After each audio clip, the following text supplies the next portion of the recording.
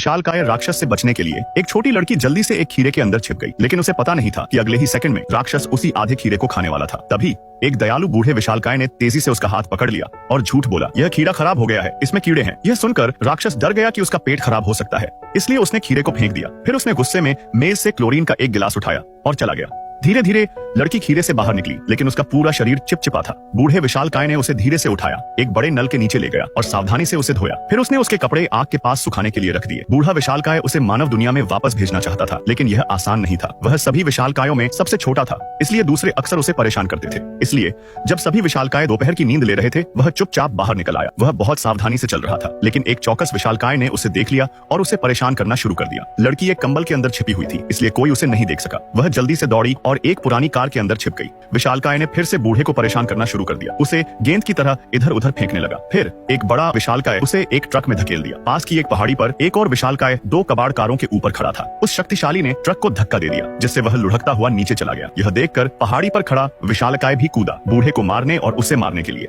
लेकिन उसे पता नहीं था कि छोटी लड़की उसकी दाहिनी ओर कार के अंदर छिपी हुई है। जैसे ही टक्कर होने वाली थी, लड़की ने तेजी से स्टीयरिंग व्हील घुमा दिया और जो हुआ वह मजेदार था।